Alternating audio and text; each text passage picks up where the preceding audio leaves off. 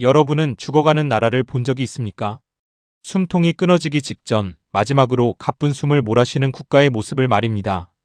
1993년의 슬로바키아가 바로 그랬습니다. 거리에는 적막만이 감돌았습니다. 공장 굴뚝에서 연기가 사라진 지 이미 3년이 넘어가고 있었죠. 사람들의 눈동자에는 그 어떤 생기도 남아있지 않았습니다.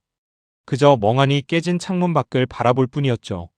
당시 슬로바키아는 체코와 갈라선 직후였습니다. 세상은 이걸 평화로운 이혼, 벨벳 혁명이라 불렀지만 슬로바키아 사람들에게는 그저 사형 선고나 다름없었습니다.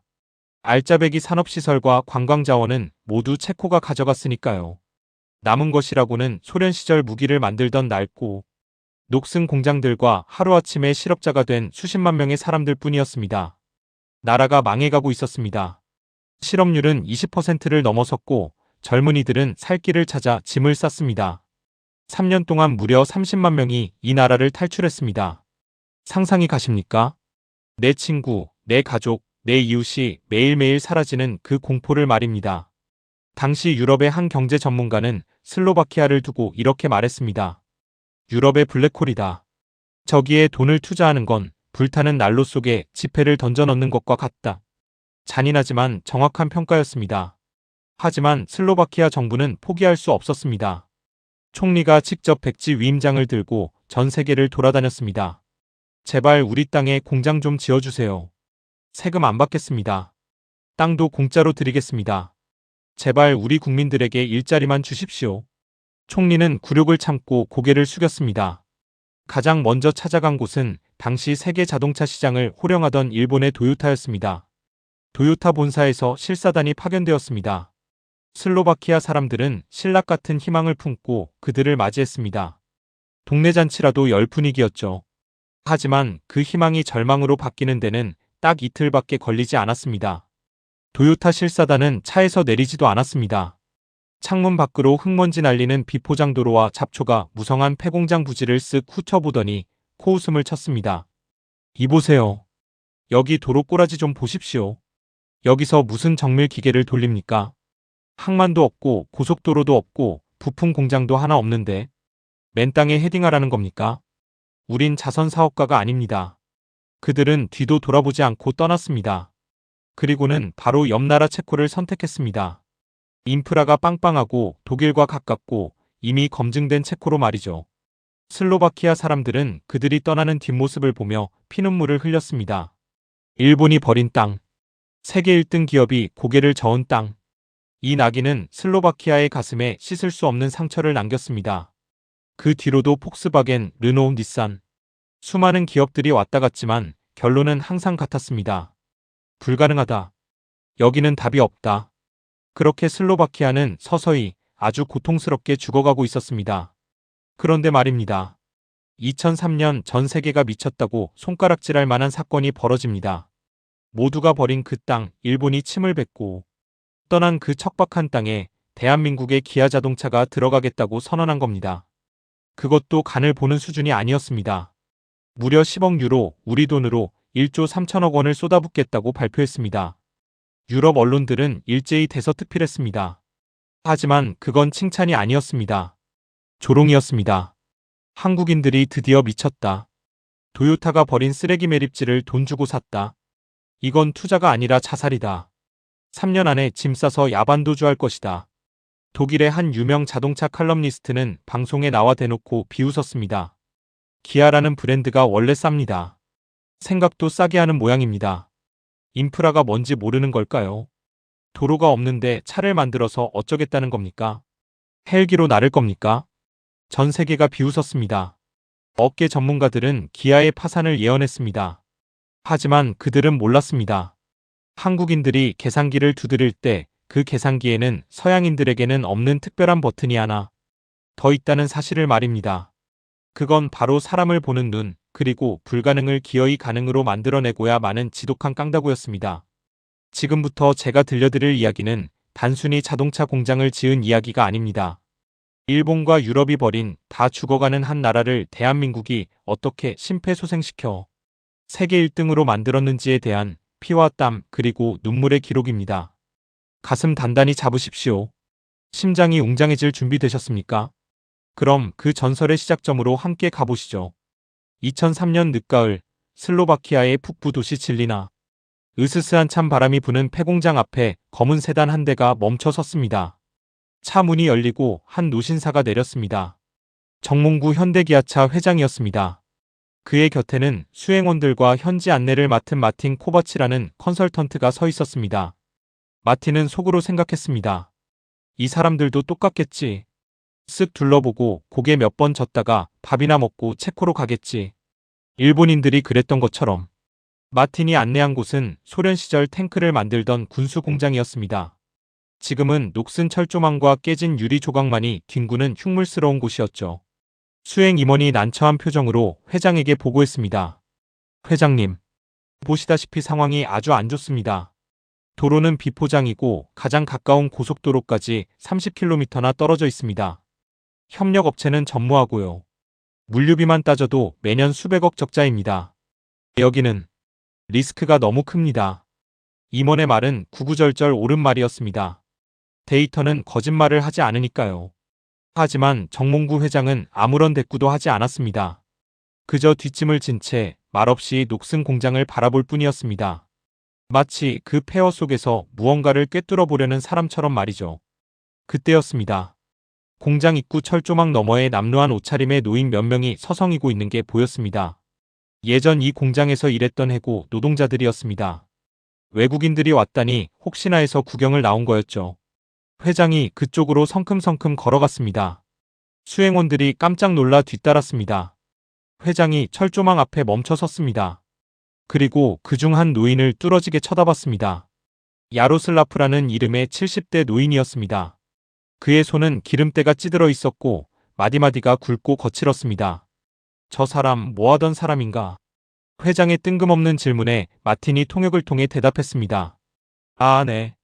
야로슬라프 씨입니다. 평생 여기서 탱크 포탑을 조립했던 기술자입니다. 30년 넘게 일했는데 공장이 망해서 지금은 택시 운전을 하고 있습니다. 탱크 포탑 조립이라. 회장의 눈빛이 번뜩였습니다. 회장은 철조망 너머로 손을 뻗어 야로슬라프 씨의 손을 덥석 잡았습니다. 갑작스러운 악수에 야로슬라프 씨는 당황했습니다. 하지만 회장은 아랑곳하지 않고 그 거친 손바닥을 굳은 살이 박인 그 투박한 손을 한참이나 어루만졌습니다. 30년 동안 쇳덩이를 만진 손이야. 0.01mm의 오차도 허용하지 않는 탱크 포탑을, 그 정밀한 부품을 30년이나 조립한 손이라고. 회장이 혼잣말처럼 중얼거렸습니다. 그리고는 고개를 돌려 수행 임원들을 보며 단호하게 말했습니다. 여기다. 여기서 한다. 네. 회장님, 뭐라고 하셨습니까? 지금 여기로 결정하시겠다는 겁니까? 임원들은 귀를 의심했습니다. 아니, 도대체 뭘 보고 결정하신단 말입니까? 땅도 엉망이고 도로도 없는데. 회장이 야로슬라프 씨의 손을 들어보이며 소리쳤습니다. 이 손을 봐라. 일본 놈들은 땅만 봤어. 도로가 있냐 항구가 있냐 그것만 따졌지. 하지만 난 사람을 봤다. 이 사람들의 손기술은 살아있어. 도로는 돈 주면 깐다. 공장은 지으면 돼. 하지만 30년 묵은 숙련공의 기술과 일하고 싶어 미치겠는 저 절실함은 돈으로 못 사는 거야. 저 녹슨 손에 기름만 쳐주면 세계 최고의 명차를 만들어낼 거다. 내 눈엔 보인다. 전율이 이렇습니다. 마틴 코바치는 그 순간을 평생 잊지 못한다고 했습니다. 데이터 쪼가리나 들여다보던 서양의 경영학 박사들과는 차원이 다른 통찰력이었습니다. 일본은 인프라를 찾았지만 한국은 영혼을 찾은 겁니다. 그날 밤 마틴은 자신의 일기장에 이렇게 적었습니다. 오늘 나는 진짜 리더를 보았다. 한국인들은 미쳤거나 아니면 천재다. 그들은 폐허 속에서 보석을 발견했다. 야로슬라프의 눈물을 닦아준 건 슬로바키아 정부도 도요타도 아니었다. 지구 반대편에서 날아온 한국의 회장이었다. 하지만 이 감동적인 결정 뒤에는 엄청난 후폭풍이 기다리고 있었습니다. 서울 본사는 발칵 뒤집혔고 주주들은 난리가 났습니다. 망하려고 작정했냐는 비난이 빗발쳤습니다. 과연 기아는 이 무모한 도박을 성공시킬 수 있을까요? 진짜 전쟁은 이제부터였습니다. 서울 양재동 기아자동차 본사 대회의실. 분위기는 살얼음판 같았습니다. 슬로바키아 진출을 두고 임원회의가 열렸는데 찬성하는 사람은 단 한 명도 없었습니다. 회장님, 재고해 주십시오. 이건 너무 위험합니다. 재무 담당 부사장이 식은땀을 흘리며 보고서를 펼쳤습니다. 첫째, 물류 문제입니다. 슬로바키아는 내륙 국가입니다. 배를 댈 항구가 없습니다. 부품을 가져오고 완성차를 수출하려면 기차나 트럭으로 날라야 하는데 비용이 감당이 안 됩니다. 둘째, 부품 공급망이 전무합니다. 자동차 부품이 2만 개입니다. 현지에 나사 하나 만들어줄 공장이 없습니다. 한국에서 다 실어 나르란 말씀입니까? 전략기획실장도 거들었습니다. 맞습니다. 회장님, 도요타가 왜 체코로 갔겠습니까? 바보라서가 아닙니다. 다 계산해보고 안 되니까 간 겁니다. 폭스바겐, 르노, 푸조 다들 슬로바키아는 쳐다도 안 봅니다. 우리만 들어가면 유럽 자동차 업계의 우승거리가 될 겁니다. 폴란드로 가시죠. 폴란드는 시장도 크고 인프라도 좋습니다. 모든 논리가 완벽했습니다. 누가 들어도 슬로바키아행은 미친 짓이었습니다. 회의실에는 침묵만이 흘렀습니다. 정몽구 회장은 눈을 감고 듣고만 있었습니다. 한참 뒤 그가 천천히 눈을 떴습니다. 다들 말 잘했다. 니들 말이 다 맞아. 데이터? 정확하겠지. 그런데 하나만 묻자. 회장이 자리에서 일어나 화이트보드 앞으로 걸어갔습니다. 우리가 폴란드 가면 1등 할 수 있냐? 체코 가면 도요타 이길 수 있어. 아무도 대답하지 못했습니다. 거기 가면 우리는 영원히 1위야. 폭스바겐이 닦아놓은 도로, 도요타가 만들어 놓은 인프라, 그거 빌려 쓰면서 새빵살이 하는 거라고. 남들이 차려놓은 밥상에 숟가락 얹는 주제에 무슨 세계 1등을 꿈꿔. 회장의 목소리가 쩌렁쩌렁 울렸습니다. 슬로바키아는 백지다. 아무것도 없어. 그러니까 기회야. 우리가 도로 깔면 그게 우리 도로고, 우리가 부품 공장 지으면 그게 우리 생태계야. 우리가 그리는 대로 그림이 나오는 땅이라고. 1등 하고 싶으면 남들이 안 가는 길로 가야지 왜 자꾸 남들 꽁무니만 쫓아다녀. 하지만 회장님 10억 유로입니다. 실패하면 회사가 휘청거립니다. 실패 안 해. 어떻게 장담하십니까? 내가 사람을 보고 왔다니까. 회장은 다시 한번 야로슬라프의 이야기를 꺼냈습니다. 거기 사람들은 굶주려 있어. 일하고 싶어서 눈이 벌겋게 충혈돼 있다고. 배부른 독일 기술자들? 주말이면 칼같이 쉬고 툭하면 파업하는 놈들하고는 달라. 슬로바키아 사람들은 우리가 손만 잡아주면 목숨 걸고 일할 사람들이야. 우리 70년대, 80년대 선배들 보는 것 같았어. 그 헝그리 정신, 그게 우리 기아랑 딱 맞아. 그러면서 회장은 폭탄 선언을 했습니다. 단순히 조립 공장만 짓는 게 아니다. 현대모비스, 현대제철, 그리고 협력업체 20개 싹 다 데리고 들어간다. 가서 아예 자동차 도시를 하나 새로 만든다. 알겠나? 회의실은 충격에 휩싸였습니다. 협력업체 20개를 동반 진출시킨다니요. 이건 자동차 역사상 유례가 없는 일이었습니다. 보통은 현지 부품사를 쓰는데 한국에서 부품사를 다 데리고 가서 수직 계열화를 하겠다는 겁니다. 무모하다 못해 엽기적인 발상이었습니다. 하지만 회장의 의지는 확고했습니다. 이건 도박이 아니야. 투자야. 미래에 대한 투자. 당장 짐 싸라. 결국 기아는 슬로바키아행을 확정지었습니다. 이 소식이 전해지자 유럽 자동차 업계는 경악했습니다. 한국인들이 단체로 최면이라도 걸린 건가? 자기들끼리 카르텔을 만들어서 고립되려고 작정을 했구나. 1년 안에 부품 조달 못해서 공장 멈출 거다. 내 손에 장을 치진다. 비웃음은 멈추지 않았습니다. 하지만 기아의 임직원들은 입을 꾹 다물었습니다. 그리고 비장한 각오로 비행기에 몸을 실었습니다. 두고 봐라. 누가 웃게 될지 보여주마. 한국인의 매운맛을 보여주겠어. 이것은 단순한 사업이 아니었습니다. 대한민국 자동차 산업의 자존심을 건 거대한 전쟁의 서막이었습니다. 2004년 봄, 드디어 슬로바키아 질리나에서 역사적인 공사가 시작되었습니다. 50만 평이 넘는 광활한 허허벌판. 이곳에 유럽 최첨단 자동차 공장을 짓는 대역사가 펼쳐진 것입니다. 현장에는 한국에서 파견된 엔지니어 수백 명과 현지에서 채용된 슬로바키아 노동자들이 뒤섞여 있었습니다. 하지만 시작부터 삐걱거렸습니다. 문화의 차이, 아니 일하는 속도의 차이가 너무나 컸기 때문입니다. 한국 엔지니어들은 말 그대로 빨리빨리 민족의 표본이었습니다. 자, 밥 먹었으면 바로 움직입시다. 해 떨어지기 전에 저거 다 끝내야 해. 그들은 뛰어다녔습니다. 설계 도면을 보면서 소리치고 직접 자재를 나르고 분 단위로 스케줄을 쪼갰습니다. 반면 슬로바키아 노동자들은 느긋했습니다. 헤이 미스터 김. 진정해요. 안전이 제일 중요한데 왜 그렇게 서두릅니까? 커피 한 잔 마시고 천천히 합시다. 로마는 하루아침에 이루어지지 않았다는 말도 모르나요? 그들은 이해할 수 없었습니다. 공사 기간을 왜 그렇게 단축해야 하는지, 왜 밤에도 불을 켜놓고 일을 해야 하는지 말입니다. 유럽의 상식으로는 도저히 납득이 안 가는 풍경이었죠. 여기에 유럽 언론들의 딴지도 계속되었습니다. 헬리콥터를 띄워 공사 현장을 촬영하며 방송했습니다. 보십시오. 저 흙먼지를. 한국 기업이 환경 파괴를 하고 있습니다. 안전 규정도 무시한 채 속도전만 벌이고 있습니다. 저렇게 지은 공장이 과연 튼튼할까요? 그들은 마치 기아가 실패하기만을 바라는 사람들처럼 악의적인 보도를 쏟아냈습니다. 현장 분위기는 최악이었습니다. 슬로바키아 노동자들도 동요하기 시작했습니다. 이러다 사고 나는 거 아니야. 한국 사람들 너무 독해. 우리를 기계로 아는 것 같아. 불만은 쌓여갔고 한국인과 현지인 사이에는 보이지 않는 높은 벽이 생겼습니다. 말이 안 통하니 오해는 깊어졌고 눈빛은 차가워졌습니다. 그러던 어느 날 사건이 터졌습니다. 하늘이 뚫린 듯 엄청난 폭우가 쏟아지기 시작했습니다. 슬로바키아의 가을 장마는 무서웠습니다. 양동이로 퍼붓는 듯한 비가 며칠째 계속되자 공사 현장은 순식간에 거대한 진흙탕으로 변해버렸습니다. 중장비 바퀴가 진흙에 빠져 헛돌았고 파놓은 기초 구덩이에는 물이 차오르기 시작했습니다. 이대로라면 기초 공사를 다시 해야 할 판이었습니다. 공기가 한 달 이상 지연될 위기였죠. 현지 감독관이 한국인 소장에게 와서 말했습니다. 미스터리 철수합시다.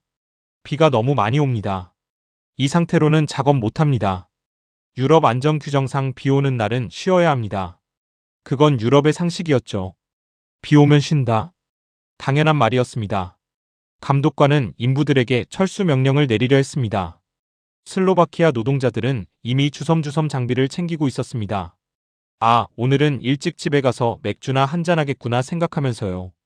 그런데 그때였습니다. 한국인 소장 김상무가 우비를 챙겨 입더니 삽을 들고 밖으로 나갔습니다. 무슨 철수야? 지금 물 안 빼면 다 무너져. 배수로 파야 해. 미쳤어요. 지금 폭우가 쏟아지는데 삽질을 한다고요. 감독관이 소리쳤지만 김상무는 듣지 않았습니다. 그리고 그 뒤를 이어 한국인 엔지니어 10여 명이 말없이 우비를 입고 빗속으로 뛰어들었습니다. 그들은 무릎까지 빠지는 진흙탕 속으로 들어가 미친 듯이 삽질을 시작했습니다. 펌프를 설치하고 흙을 퍼내고 물기를 텄습니다. 얼굴에 빗물이 흐르는지 땀이 흐르는지 알 수 없었습니다. 그들은 고함을 지르며 서로를 독려했습니다. 야, 여기 막아. 저쪽 물고 터. 조금만 더 하면 돼. 슬로바키아 노동자들은 처마 밑에서 그 광경을 멍하니 쳐다봤습니다. 도저히 이해할 수 없는 사람들이었습니다. 관리자급인 엔지니어들이, 그것도 대학까지 나온 엘리트들이 노가다 판에 들어가서 진흙을 뒤집어 쓰고 삽질을 하다니. 유럽에서는 상상도 할 수 없는 일이었습니다. 저 사람들 진짜 미친 건가? 아니야. 저건 자기들 공장이 아니라서 저러는 게 아니야. 그들의 눈빛이 흔들리기 시작했습니다. 양복 입은 임원이 솔선수범해서 진흙탕에 구르는 모습. 비가 오나 눈이 오나 약속된 날짜를 맞추겠다는 저 지독한 책임감. 슬로바키아 사람들의 가슴 속에 무언가가 꿈틀거리기 시작했습니다. 그때 누군가 외쳤습니다. 야, 우리도 가자. 누구였을까요? 그리고 그날 그 진흙탕 속에서 과연 무슨 일이 벌어졌을까요? 그 기적 같은 이야기는 다음 챕터에서 계속됩니다. 처마 밑에서 웅성거리던 슬로바키아 노동자들 사이에서 한 청년이 튀어나갔습니다. 바로 야로슬라프 씨의 손자 토마스였습니다. 할아버지가 그랬어. 한국 사람들은 진심이라고. 우리를 버리지 않을 거라고. 토마스는 장화를 신고 빗속으로 뛰어들었습니다. 그리고 한국인 소장 옆에 서서 묵묵히 삽질을 시작했습니다. 김상무가 놀란 눈으로 그를 쳐다봤습니다. 토마스는 씩 웃으며 어눌한 한국말로 말했습니다. 같이 합시다. 그 한마디가 기폭제가 되었습니다. 젠장, 늙은이들은 빠져. 내가 할 테니까. 야, 저쪽 양동이 가져와. 한두 명씩 빗속으로 뛰어들기 시작하더니 순식간에 50명이 넘는 슬로바키아 노동자들이 진흙탕으로 쏟아져 들어왔습니다. 대본에도 없는 드라마였습니다. 한국인과 슬로바키아인이 섞여서 흙탕물을 뒤집어 쓴 채 서로 어깨를 부딪히며 배수로를 팠습니다. 언어는 필요 없었습니다. 한국인이 으쌰하면 슬로바키아인이 으쌰 하고 받았습니다. 삽과 삽이 부딪히는 소리, 거친 숨소리, 빗소리가 뒤섞여 거대한 교향곡처럼 울려 퍼졌습니다. 그날 밤 10시가 넘어서야 비가 잦아들고 물길이 잡혔습니다. 공사장은 엉망이 되었지만 기초 구조물은 무사히 지켜냈습니다. 작업이 끝나고 다들 꼴이 말이 아니었습니다. 머리부터 발끝까지 진흙범벅이었죠. 서로의 얼굴을 보며 누군가 피식 웃음을 터뜨렸습니다.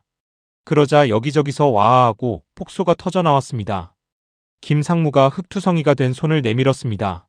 슬로바키아 작업반장이 그 손을 맞잡았습니다. 뜨거운 악수였습니다.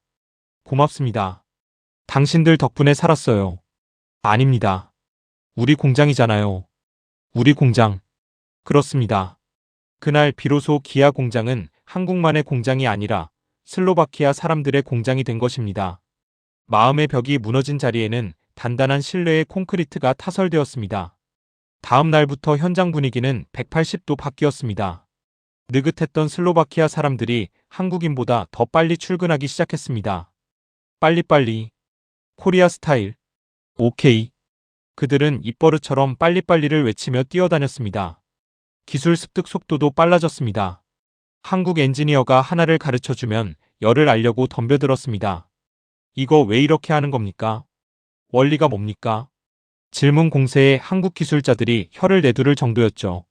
겨울이 왔습니다. 동유럽의 겨울은 혹독합니다.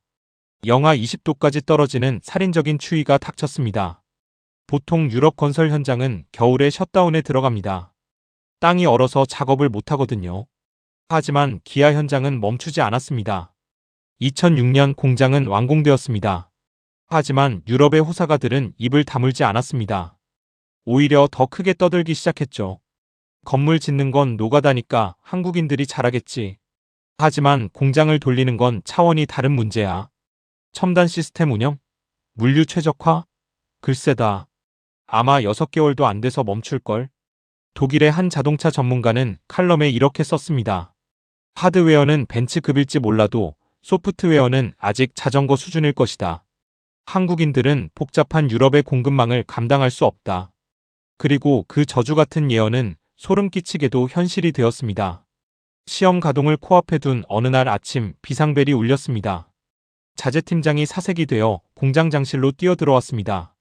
공장장님, 큰일 났습니다. 체코에 있는 부품 공급 업체가 배신을 때렸습니다. 뭐라고? 배신이라니.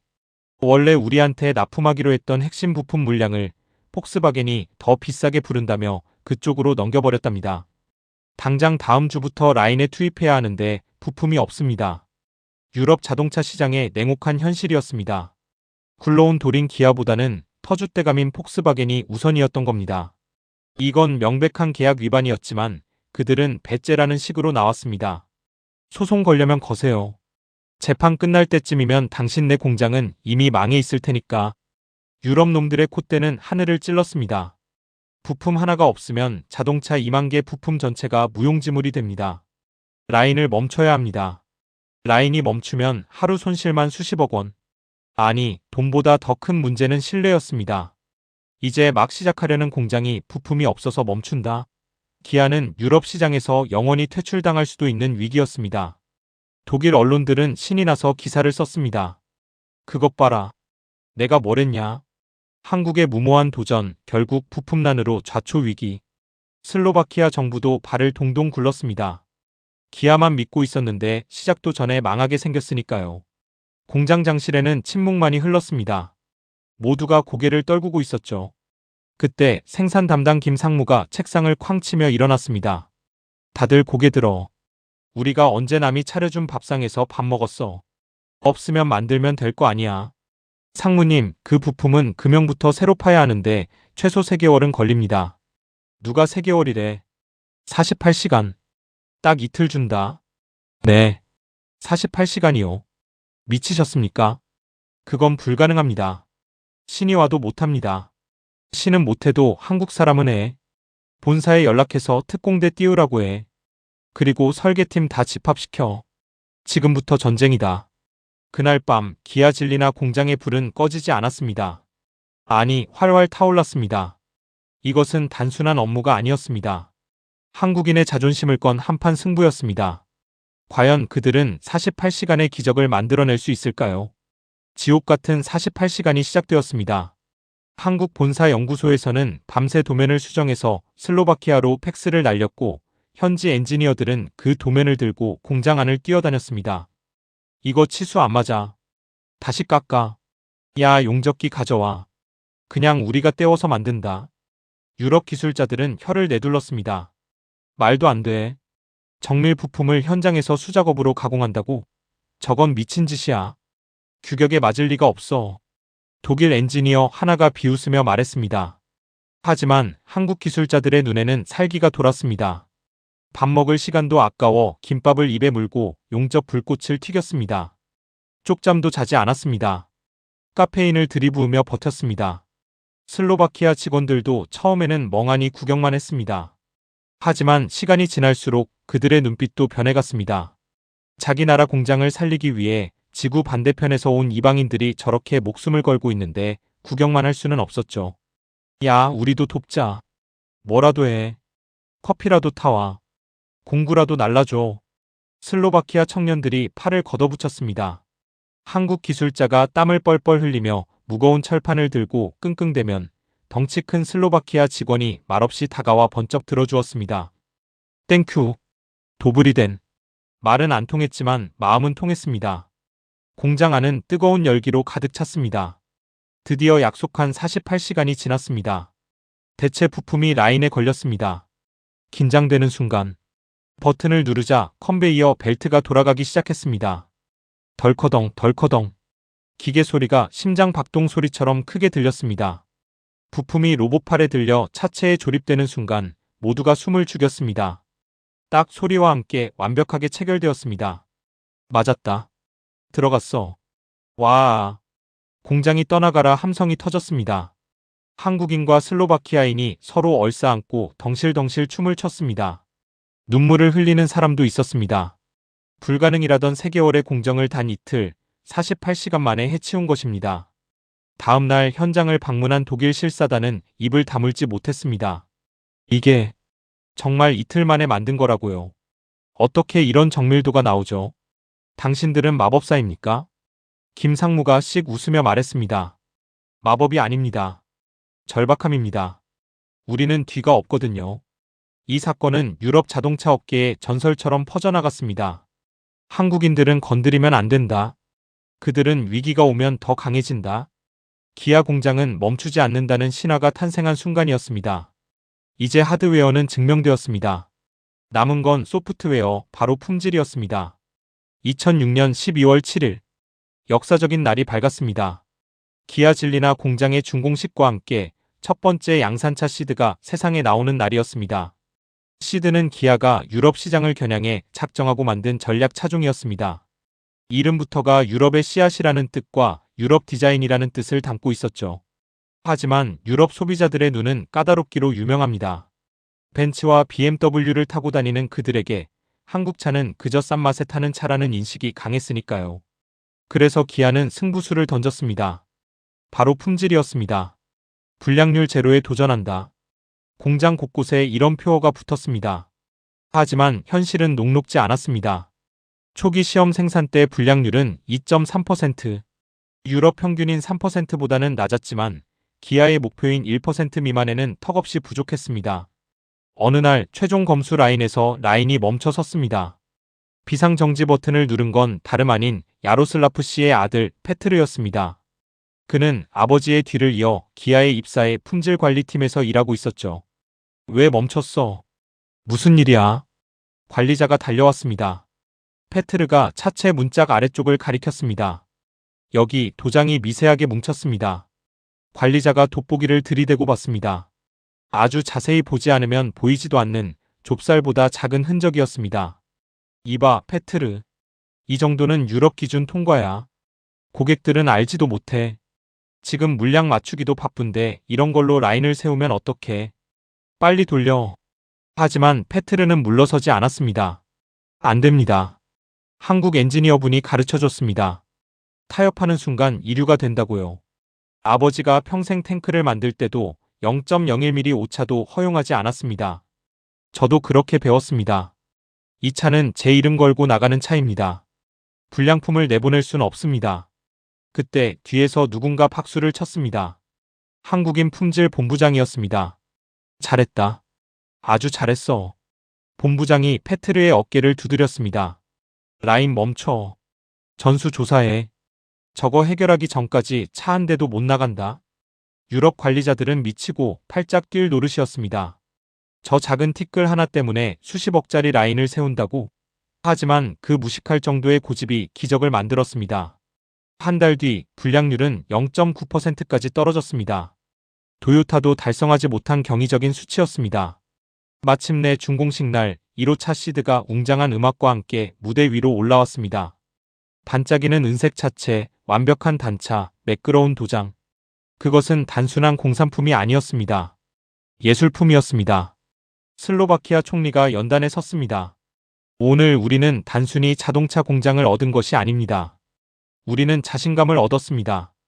우리 손으로 세계 최고의 차를 만들었습니다. 한국이 우리에게 선물한 것은 공장이 아니라 자부심입니다. 객석에 앉아있던 야로슬라프 씨가 눈물을 훔쳤습니다. 무대 위에는 자랑스러운 아들 페트르가 서 있었습니다. 한국인과 슬로바키아인이 하나 되어 만든 첫 결실. 시드는 그렇게 유럽의 도로를 정복하러 나갔습니다. 하지만 그들의 앞길에 꽃길만 있는 것은 아니었습니다. 시드의 돌풍은 무서웠습니다.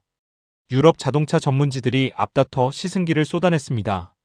골프를 위협하는 한국차의 습격. 이 가격에 이 품질이라니. 사기 캐릭터가 등장했다. 기아는 더 이상 싸구려가 아니다. 가성비의 제왕이다. 독일 아우토반에서 프랑스 샹젤리제 거리에서 기아 마크를 단 시드가 달리기 시작했습니다. 판매량은 수직 상승했습니다. 공장은 24시간 풀가동해도 주문량을 따라가지 못할 정도였죠. 슬로바키아 경제도 덩달아 춤을 췄습니다. 실업률은 한 자리로 뚝 떨어졌고 진리나 시내에는 고급 상점들이 들어섰습니다. 기아 덕분에 먹고 사는 사람이 늘어났다는 뜻입니다. 2007년 기아 슬로바키아 공장은 생산 목표를 초과 달성했습니다. 모든 것이 완벽해 보였습니다. 사람들은 이제 고생 끝, 행복 시작이라고 믿었죠. 한국 직원들도 안도의 한숨을 내쉬었습니다. 이제 자리 잡았네. 고생했다 다들. 하지만 역사는 늘 가장 행복한 순간에 가장 잔인한 시련을 던져주는 법입니다.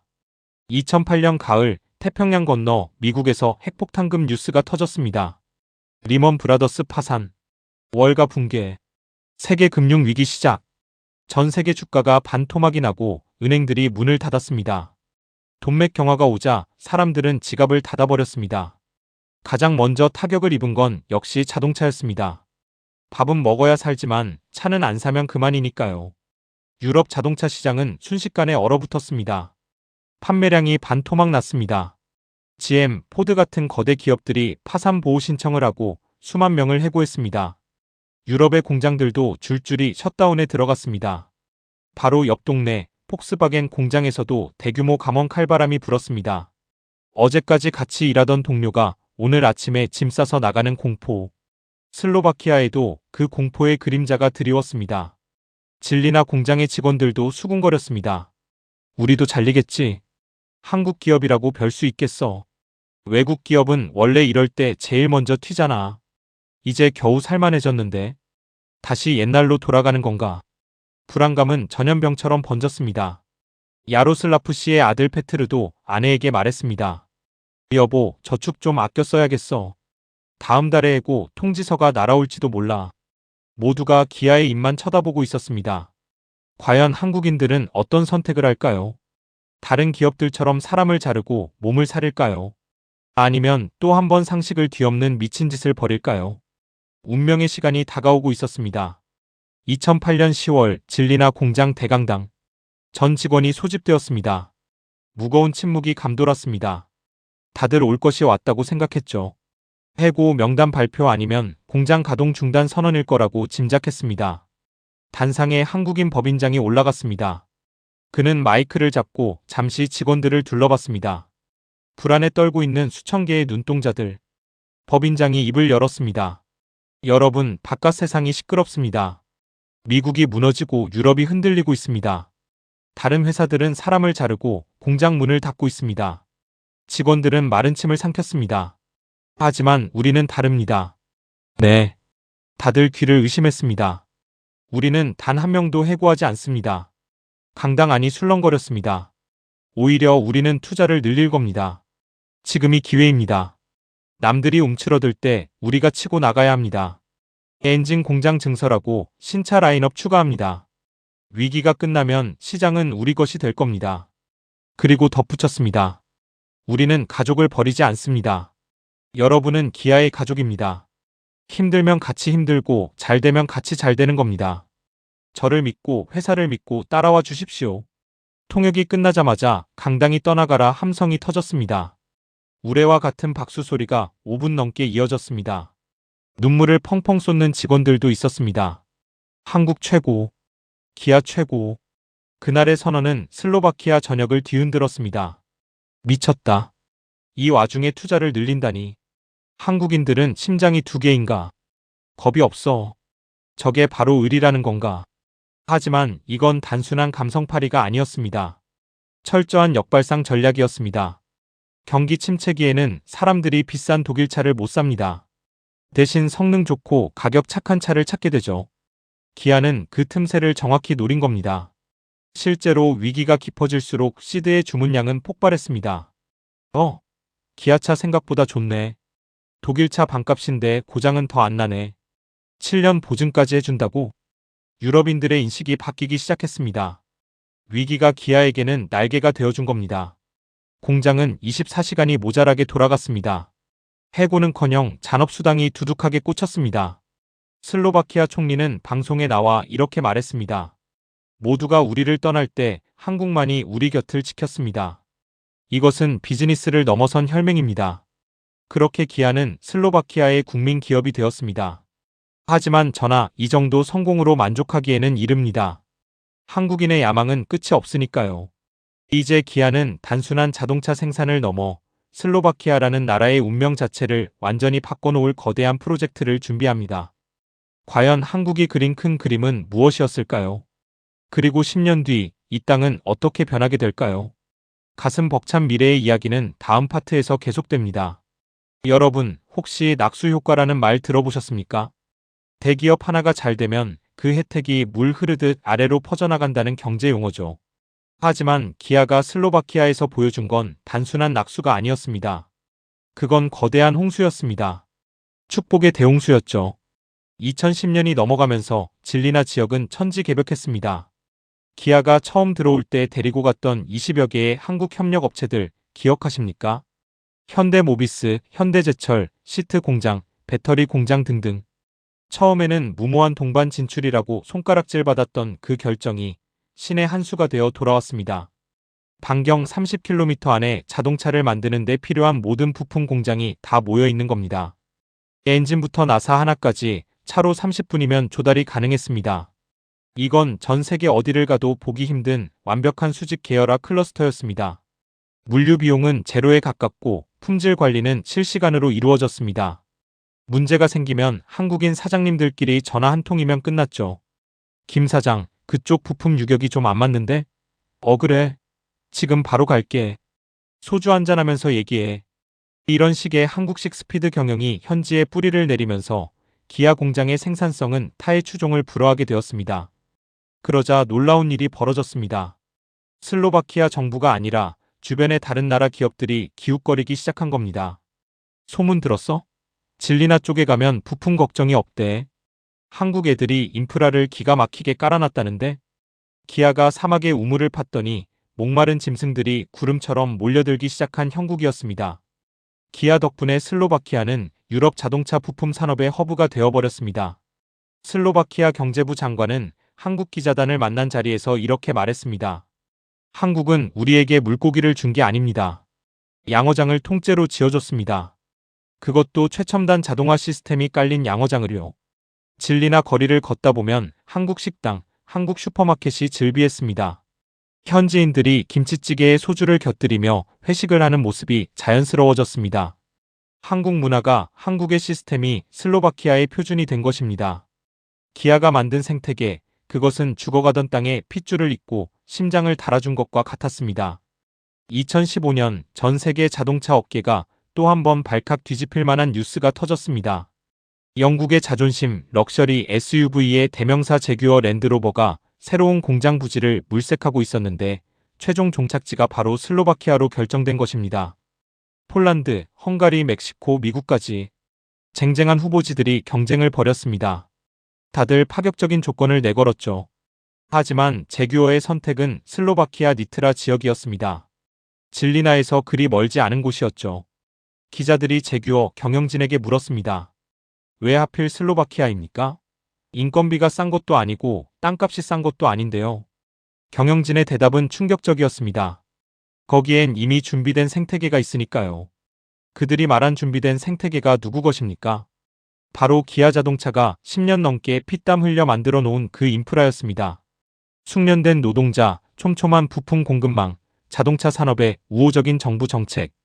기아가 맨 땅에 헤딩하며 닦아놓은 그 고속도로 위에 제규어는 숟가락만 얹겠다고 들어온 겁니다. 이 소식을 들은 기아 직원들은 묘한 기분을 느꼈습니다. 제주는 곰이 부리고 돈은 왕서방이 번다더니 우리가 다 키워놓은 판에 영국 귀족 나리들이 무임승차하시네. 하지만 정몽구 회장은 호탕하게 웃었다고 합니다. 잘된 일이다. 친구가 많아지면 시장도 커지는 법이야. 랜드로버가 오면 부품 업체들도 물량이 늘어날 거고 우리 생태계는 더 단단해질 거다. 1등은 여유가 있어야지. 회장의 말대로였습니다. 제규어 랜드로버뿐만이 아니었습니다. 볼보도 슬로바키아 공장 설립을 발표했고 폭스바겐도 라인을 증설했습니다.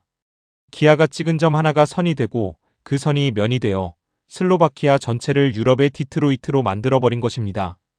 유럽의 자동차 제조사들이 자존심 다 버리고 기아의 뒤를 쫓아왔습니다. 이것은 한국 자동차 산업의 위상이 얼마나 높아졌는지를 보여주는 결정적인 사건이었습니다. 과거에는 우리가 선진국의 기술을 배우러 다녔지만 이제는 선진국들이 한국이 닦아놓은 터전을 빌려 쓰는 시대가 온 것입니다. 제규어 공장 기공식 날 슬로바키아 총리는 연설 중에 기아를 언급했습니다. 오늘 랜드로버를 환영합니다. 하지만 우리는 잊지 않습니다.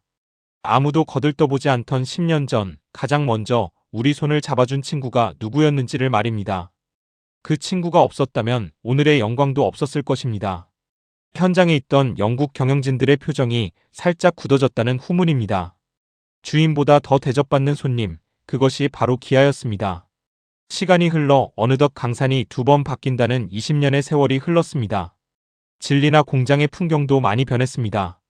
예전에는 사람들이 직접 용접기를 들고 불꽃을 튀겼다면 지금은 최첨단 로봇팔 수백 개가 춤을 추듯 움직이며 차체를 조립합니다. 그 변화의 한가운데에 토마스가 서 있습니다. 기억하십니까? 비 오던 날 진흙탕 속에서 삽질을 했던 야로슬라프 씨의 손자, 그 어리버리했던 청년 토마스 말입니다. 그는 이제 어엿한 로봇 제어 엔지니어 팀장이 되었습니다. 그의 손에는 삽 대신 태블릿 PC가 들려 있습니다. 그가 화면을 터치할 때마다 거대한 로봇들이 일사불란하게 움직입니다. 토마스가 공장 견학을 온 대학생들에게 설명합니다. 이 공장은 유럽에서 가장 스마트한 공장입니다. 54초마다 차가 한 대씩 나옵니다. 불량률은 세계 최저 수준이죠. 이 모든 시스템 한국에서 배웠습니다. 견학을 마치고 토마스는 공장 한편에 마련된 작은 추모공원으로 향했습니다. 그곳에는 2년 전 세상을 떠난 할아버지 야로슬라프 씨의 사진이 걸려 있었습니다. 30년 동안 탱크를 만들었고 말년에는 기아차를 만들며 행복해했던 그분. 할아버지 보세요. 토마스가 사진을 향해 속삭였습니다. 할아버지는 소련 놈들한테 지시만 받고 부품 취급만 당했잖아요. 근데 저는 달라요. 저는 한국 엔지니어들과 대등하게 토론하고 이 거대한 시스템을 직접 운영해요. 한국 사람들은 우리에게 고기 잡는 법만 가르쳐 준 게 아니에요. 우리가 바다의 주인이라는 걸 알려줬어요. 사진 속 야로슬라프 씨가 인자하게 웃고 있는 것 같았습니다. 3대에 걸친 변화. 할아버지는 노동자였고 아버지는 관리자였고 손자는 엔지니어가 되었습니다. 기아는 슬로바키아의 한 가문을, 아니 수만 개의 가정을 중산층으로 지식인으로 전문가로 키워냈습니다. 이것이 바로 한국이 세계에 신고 있는 진정한 기적입니다. 단순히 돈만 버는 게 아니라 사람을 키우고 나라의 수준을 끌어올리는 것. 토마스는 한국인 동료들과 구내식당에서 비빔밥을 비벼 먹으며 농담을 주고받습니다. 김 부장님, 이번 주말에 하이킹 갈래요? 타트라 산맥이 기가 막힙니다. 좋지. 끝나고 삼겹살 콜? 피 한 방울 섞이지 않았지만 그들은 이미 형제였습니다. 이념도 국경도 뛰어넘은 진정한 가족. 기아가 만든 자동차보다 더 단단하고 아름다운 걸작은 바로 이 사람들이었습니다. 그리고 마침내 전 세계가 경악할 만한 성적표가 공개되었습니다. 2020년대를 전후하여 슬로바키아는 대기록을 작성합니다. 인구당 자동차 생산량 세계 1위. 인구 1000명당 무려 198대의 자동차를 생산한다는 통계였습니다. 이게 얼마나 대단한 수치인지 감이 잘 안 오시죠? 2위인 체코가 100대 수준이고 자동차 종주국이라 불리는 독일은 100대도 안 됩니다. 일본 70대 수준에 불과합니다. 독일의 절반도 안 되던 나라가 독일을 더블 스코어로 따돌리고 세계 챔피언이 된 겁니다. 독일 언론은 침통했습니다. 우리가 자만했다. 동유럽의 작은 나라라고 무시하던 슬로바키아가 우리 왕관을 가져갔다.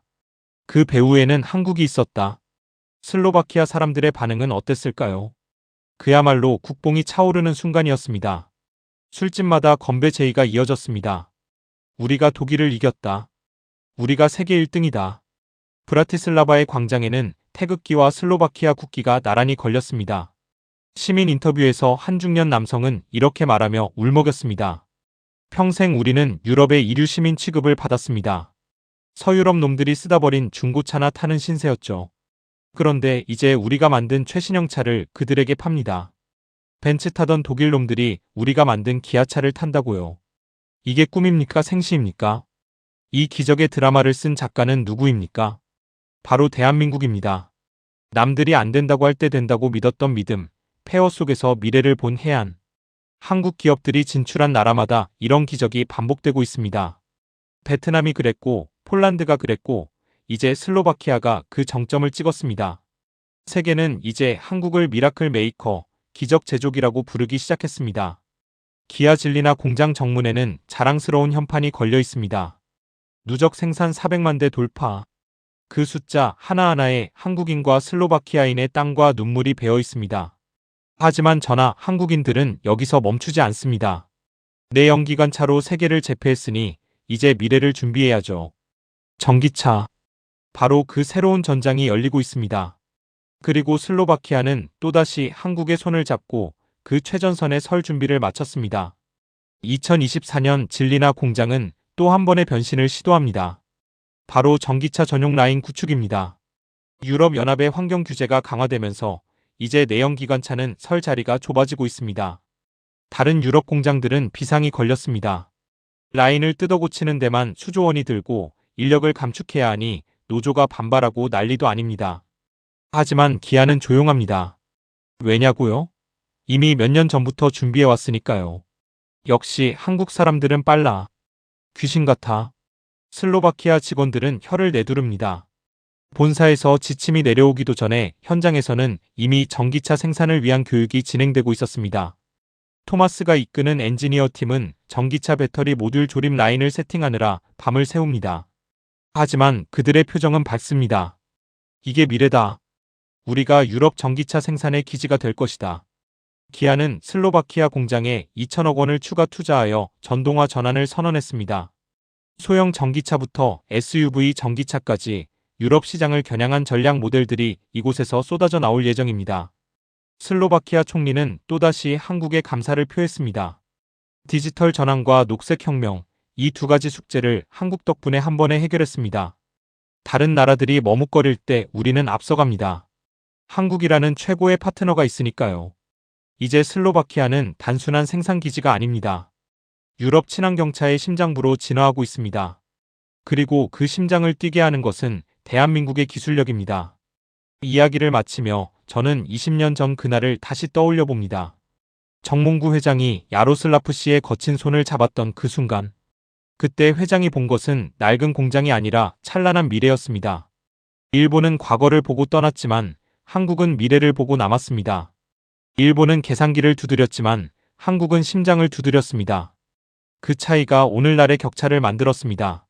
세계 1위 슬로바키아, 그리고 그 위대한 신화를 창조한 대한민국. 여러분은 이 가슴 벅찬 사실을 알고 계셨습니까? 우리가 모르는 사이 대한민국은 이미 세계 곳곳에서 전설이 되어가고 있습니다. 마지막 파트에서는 이 위대한 여정의 감동적인 피날레와 오늘날 현지에서 들려오는 생생한 찬사들을 전해드리겠습니다. 가슴 뜨거워질 준비 되셨습니까? 여러분, 비즈니스에서 혈맹이라는 단어를 들어보셨습니까? 피를 나눈 형제라는 뜻이죠. 보통은 전쟁터에서나 쓰는 말입니다. 그런데 슬로바키아 사람들은 한국을 혈맹이라고 부릅니다. 왜일까요? 2020년 전 세계를 공포로 몰아넣은 코로나 팬데믹이 터졌습니다. 국경이 봉쇄되고 공장들이 줄줄이 문을 닫았습니다. 슬로바키아도 예외는 아니었습니다. 확진자가 쏟아져 나오고 마스크 한 장 구하기 힘든 아비규환의 상황이었죠. 이때 다른 외국 기업들은 어떻게 했을까요? 주재원들을 전세기 태워서 본국으로 철수시켰습니다. 일단 살고 봐야지. 상황 좋아지면 다시 올게. 그들은 썰물처럼 빠져나갔습니다. 공장에는 현지 직원들만 덩그러니 남겨졌죠. 배신감이 들 수밖에 없는 상황이었습니다. 그런데 기아는 어땠을까요? 서울 본사에서 전세기를 띄웠습니다. 그런데 그 비행기는 사람을 태워나가려는 게 아니었습니다. 오히려 사람을 태우고 들어왔습니다. 한국인 엔지니어들과 의료진, 그리고 마스크와 진단키트를 가득 싣고 슬로바키아로 날아간 겁니다. 공항에 도착한 한국인들을 보고 슬로바키아 공무원들이 울음을 터뜨렸다고 합니다. 남들은 도망가는데 당신들은 왜 들어옵니까? 죽으러 오는 겁니까? 한국인 법인장이 말했습니다. 가족이 아픈데 어떻게 도망갑니까? 같이 이겨내야죠. 공장 멈추면 직원들 월급은 누가 줍니까? 우리 방역 수칙 철저히 지키면서 공장 돌립시다. 기아는 자체 방역 시스템을 가동하고 슬로바키아 정부에도 방역 노하우를 전수했습니다. 직원들에게 마스크를 나눠주고 지역 병원에는 앰뷸런스를 기증했습니다. 그 결과 기아 질리나 공장은 유럽에서 가장 먼저 재가동에 들어간 공장 중 하나가 되었습니다. 셧다운 기간에도 직원들의 급여를 100% 보전해줬습니다. 이 소식이 알려지자 슬로바키아 여론은 들끓었습니다. 한국은 찐이다. 진짜 친구다. 우리가 어려울 때 등 돌리지 않는 유일한 나라다. 진리나 시내의 한펍에는 이런 문구가 붙어 있다고 합니다. 한국인 환영. 한국인에게는 맥주 첫 잔 공짜. 이건 돈으로 마케팅해서 얻을 수 있는 평판이 아닙니다. 진심이 닿았기에 가능한 일입니다. 20년 전 정몽구 회장이 심은 진심의 씨앗이 위기의 순간마다 거대한 나무가 되어 그들을 지켜준 것입니다. 이제 슬로바키아에서 한국인은 단순한 투자자가 아닙니다. 그들의 삶을 지탱해주는 든든한 형제입니다. 2024년 6월, 저는 20년 만에 다시 그곳을 찾았습니다. 2003년 가을, 제가 처음 실사를 왔던 바로 그 자리입니다. 기억나십니까? 녹슨 철조망, 잡초 무성한 폐공장, 그리고 희망 없이 서성거리던 실직자들. 지금 제 눈앞에 펼쳐진 풍경은 상전벽해라는 말로도 부족합니다. 끝도 없이 펼쳐진 58만 평의 대지 위에 은색으로 빛나는 최첨단 공장이 우주기지처럼 들어서 있습니다. 공장 주변으로는 깔끔하게 정비된 4차선 도로가 뻗어 있고 그 위를 트레일러들이 쉴 새 없이 오갑니다. 트레일러마다 기아, 현대모비스, 글로비스 로고가 선명합니다. 마치 한국의 울산이나 화성공단에 와 있는 착각이 들 정도입니다. 마틴 씨, 누군가 저를 부릅니다. 토마스입니다. 이제는 중후한 40대 가장이 된 토마스가 멋진 양복을 입고 저를 맞이합니다. 그의 명함에는 생산총괄 이사라는 직함이 박혀 있습니다. 오랜만입니다. 토마스 이사님. 정말 몰라보겠군요. 다 한국분들 덕분이죠. 저쪽을 보세요. 토마스가 가리킨 곳에는 거대한 기념비가 서 있었습니다. 누적 생산 500만 대 돌파. 가슴이 뭉클했습니다. 17년 만에 500만 대라니. 1분에 한 대씩 만들어도 10년이 넘게 걸리는 숫자입니다. 그 500만 대의 차가 전 세계 도로를 누비며 한국과 슬로바키아의 이름을 알리고 있는 겁니다. 공장 안으로 들어갔습니다. 바닥에서는 광이 났고 공기는 쾌적했습니다. 로봇들이 오차없이 움직이는 소리가 경쾌한 리듬처럼 들렸습니다. 이 라인이 이번에 새로 깐 하이브리드 라인입니다. 저쪽은 전기차 전용이고요. 한국 본사보다 우리가 더 최신 설비입니다. 토마스의 목소리에 자부심이 뚝뚝 묻어났습니다. 예전에는 우리가 한국 기술을 배우느라 바빴는데 요즘은 독일 기술자들이 견학을 옵니다. 와서 보고는 입을 못 다물더군요. 어떻게 이 인원으로 이 생산량이 나오냐고요. 그래서 뭐라고 해줬습니까? 비밀이라고 했죠. 이건 한국인의 DNA가 섞여야 가능한 거라고요. 우리는 마주보고 웃었습니다.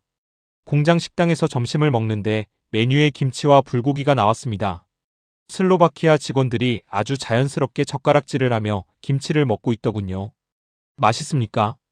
제가 묻자 한 젊은 직원이 엄지손가락을 치켜 세웠습니다. 매운맛이 힘을 줍니다.